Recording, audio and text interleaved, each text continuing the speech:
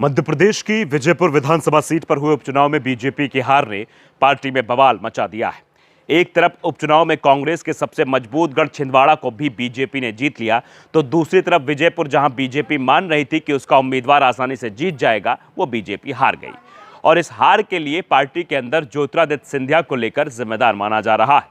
Party Scindia से पहले ही नाराज थी और रही सही कसर सिंधिया के बयान ने पूरी कर दी। जब उनसे पूछा गया कि वो विजयपुर चुनाव प्रचार में क्यों नहीं गए, तो सिंधिया ने जवाब दे दिया कि बुलाया ही नहीं गया था। सिंधिया को उम्मीद थी कि बात खत्म हो जाएगी, लेकिन सिंधिया के बयान को पार्टी हाईकमान ने गंभीरता से ले लिया। खबरें, जेपी नड्डा ने अमित शाह से इस पर बात की। पार्टी महासचिव बीएल संतोष से भी चर्चा की गई और फिर बीजेपी संगठन को सिंधिया के बयान का जवाब देने को कहा गया, जिसके बाद प्रदेश संगठन महामंत्री हितानंद की तरफ से बयान आया कि सिंधिया को बुलाया गया था, लेकिन उन्होंने अपनी व्यस्तता का हवाला देकर इसे टाल दिया था। इसके बाद सिंधिया को भी समझ में आ गया था कि अगर वो आगे बयान देंगे तो वो खुद ही संकट में फंस जाएंगे।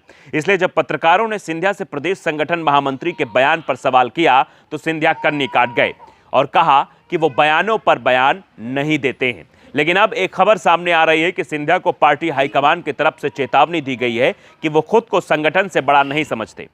पार्टी में कोई भी संगठन से बड़ा नहीं है। कांग्रेस की संस्कृति अलग है, वहां क्षत्रियों का दबदबा रहता है, लेकिन ये बीजेपी में नहीं चलता है। सुधर जाएं। ऐसे में आज हम आपको अपनी स्पेशल रिपोर्ट में सिंधिया के तेवर और विजयपुर सीट पर बीजेपी के हार से क्या है उनका सीधा कनेक्शन, इसी पर बातचीत करेंगे। नमस्कार, आपके साथ मैं हूं आदित्य कुमार। सबसे पहले तो हम बात उपचुनाव में बीजेपी की हार को लेकर पार्टी के अंदरूनी राजनीति को लेकर ही करेंगे।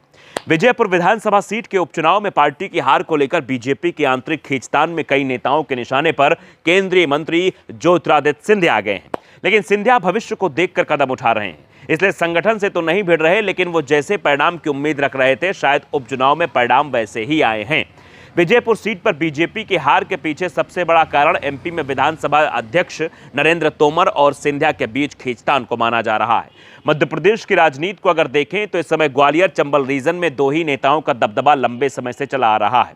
सिंधिया जब कांग्रेस में थे तो नरेंद्र तोमर और सिंधिया एक दूसरे के कट्टर दुश्मन थे, या कह लीजिए विरोधी थे। दोनों का ही अपनी पार्टी में अलग दबदबा था। लेकिन 2020 में सिंधिया कांग्रेस को छोड़कर बीजेपी में आ गए। उसके बाद से कांग्रेस के अंदर तो इस रीजन में कोई बड़ा चेहरा नहीं बचा, लेकिन बीजेपी के अंदर सिंधिया और तोमर के बीच दबदबे की लड़ाई जरूर शुरू हो गई और इसी लड़ाई का शिकार रामनिवास रावत बन गए, जो विजयपुर सीट से बीजेपी के उम्मीदवार थे। अब पहले रामनिवास रावत के बारे में ही समझ लेते हैं। रामनिवास रावत भी कांग्रेस छोड़कर बीजेपी में आए थे और इस साल लोकसभा चुनाव के समय ही उन्होंने बीजेपी का दामन थामा था। मोहन सिंह यादव ने उन्हें अपनी सरकार में कैबिनेट मंत्री भी बना दिया, जिसके बाद रावत ने कांग्रेस से इस्तीफा दे दिया।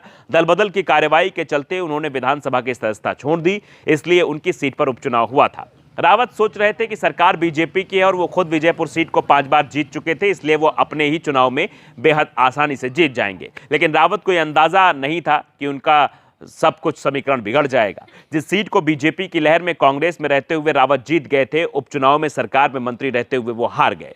दरअसल रावत को एक समय सिंधिया गुट का नेता माना जाता था। राजनीति की शुरुआत में ही वो माधवराव सिंधिया के करीबियों में शामिल हो गए थे। माधवराव सिंधिया के हादसे में जान गई तो उनकी जगह ज्योतिरादित्य सिंधिया ने ले ली, तो रामनिवास रावत ज्योतिरादित्य सिंधिया के करीबियों में शामिल हो गए। इस बीच 2020 में जब ज्योतिरादित्य ने कांग्रेस से बगावत की तो उनके कई करीबियों ने कांग्रेस छोड़ दी।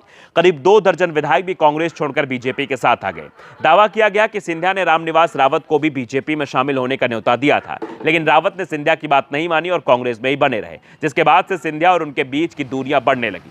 बाद में रावत नरेंद्र तोमर के करीबी हो गए और नरेंद्र तोमर ही रावत को बीजेपी में लेकर आए। नरेंद्र तोमर और सिंधिया एक ही पार्टी में है, लेकिन अभी भी दोनों एक दूसरे के प्रतिद्वंदी बने हुए हैं।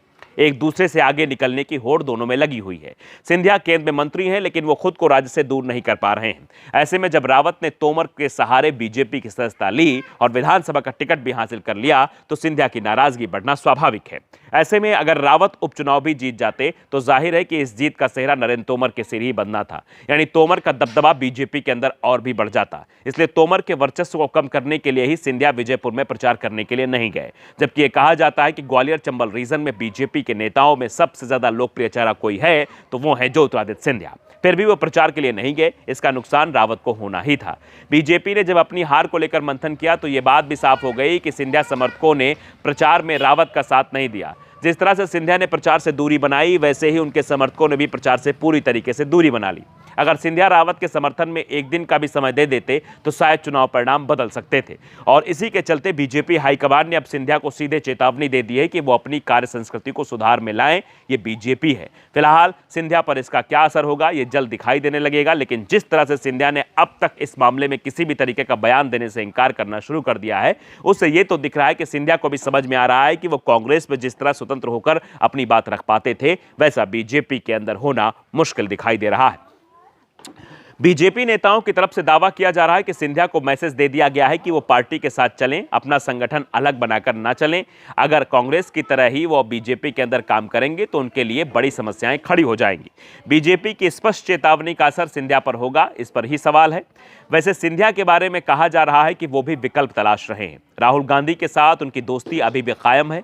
संसद के संयुक्त सत्र में दिखाई भी दे रहा था जब राहुल गांधी और सिंधिया आपस में एक दूसरे का हाथ पकड़े हुए बातचीत करते देखे गए थे।